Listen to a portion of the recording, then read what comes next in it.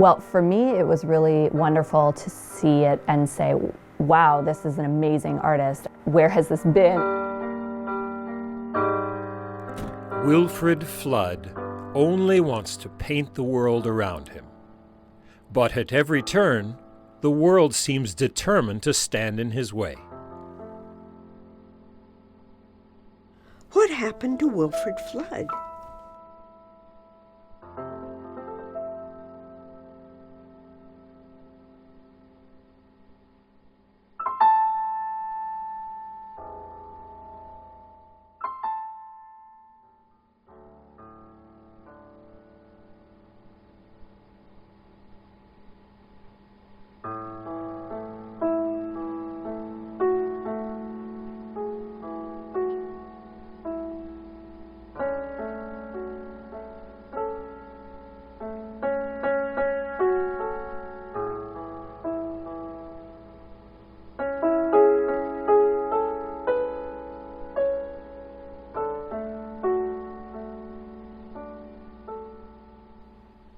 Wilfrid Flood is fascinated by Ottawa. It is his muse.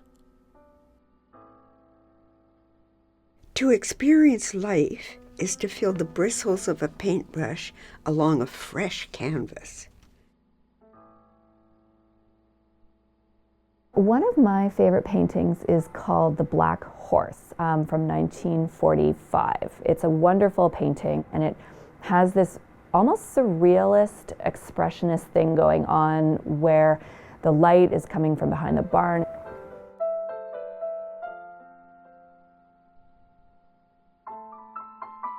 I think when I saw Wilfrid Flood's work for the first time, I was very struck by certain aspects of his perception of the landscape, of the urban environment for a period in Canadian history, which I thought was very expressive and very telling. And it just has this incredible feeling of, it's a landscape and it's probably local, but he's just brought such a unique vision to that scene. Flood, like many of Canada's artists, emigrates from Britain. 20 years old when he arrives. If he's expecting glamour and fame, this is Canada. He'll be disappointed. In the depths of the Great Depression, money is scarce. Certainly there's no market for art. To make a living as a painter is an impossible dream. The few artists who were able to live through their art alone were very rare. I mean, I think of one person as A.Y. Jackson. Flood has a young family to support. His weeks are spent confined to a government office. 5.5 days at a desk. His art reduced to that of a draftsman. With little time and less money, he becomes a Sunday painter. Stealing moments for his passion.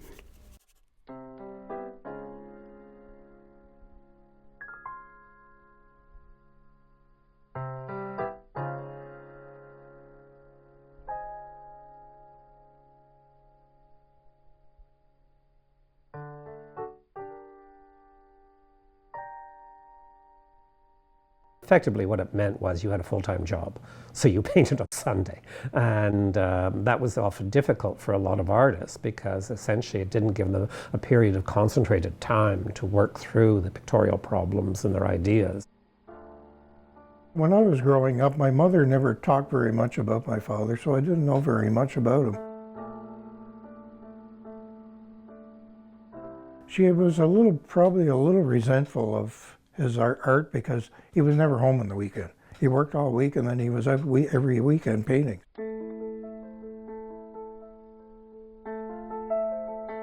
A 20-minute drive to another world.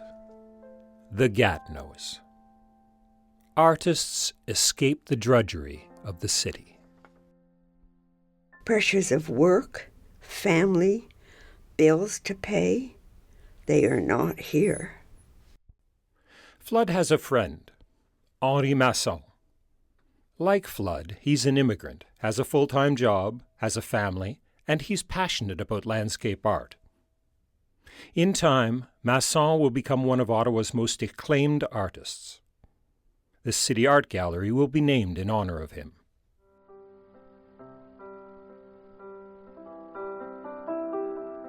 They both had a very vivid use of color, loose gesture.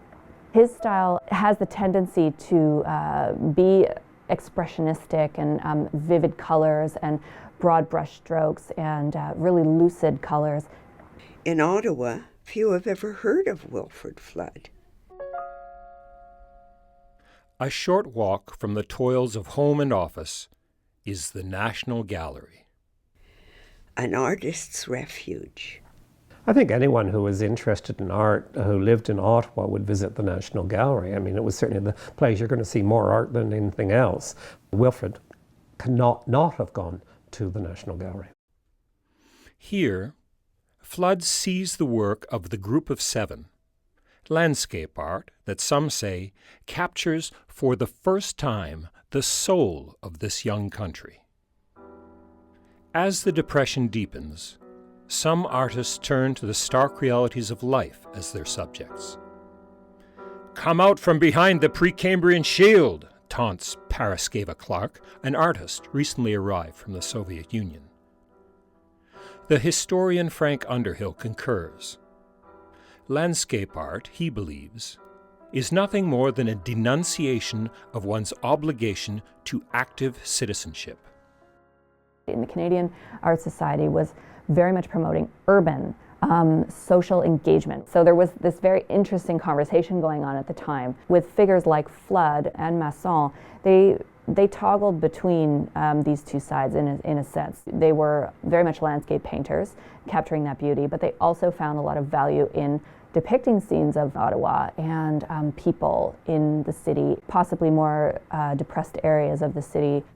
Wilfrid Flood, I mean, I think the best of his work falls into a social realist vein. And so when he depicts older homes that have been reworked and neglected, aspects of the urban environment, which is not the prettified, those that in fact show the neglect and show the effect of the social realities of the time. And I think those are some of his strongest works. Wilfrid Flood is young. His work is bold, beautiful, and honest. He is gaining acclaim. What happened to Wilfrid Flood? At the age of 42, Flood dies of a heart attack. My father died 3 weeks after my 3rd birthday, and I didn't know him, and I didn't know about his artwork. For decades, the woman who resented the art that had occupied her husband's heart will tell no one of its existence. Flood and his work are lost.